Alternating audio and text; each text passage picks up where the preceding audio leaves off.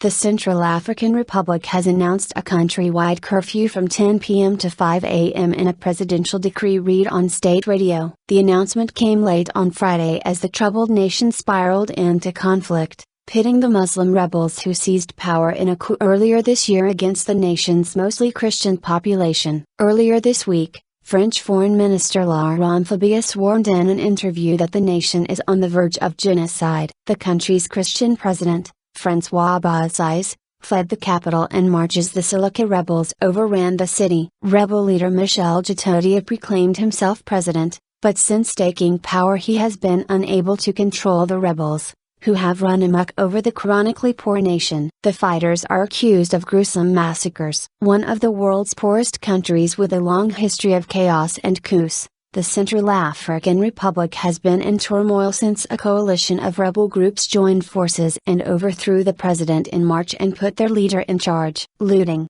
killings, rapes. Since taking power, the Seleka rebels and their allies from neighboring Chad and Sudan have plunged the country into a state of near anarchy. They have been accused by human rights groups of committing scores of atrocities, of widespread looting, killings, rapes and conscription of child soldiers. UN Secretary-General Ban Ki-moon has called on the UN Security Council to authorize international support to an existing African Union-led peace operation in the country and to permit emergency intervention from UN forces if needed. So far, the African Union force has about 2,590 personnel on the ground, the majority in the capital, Bangui.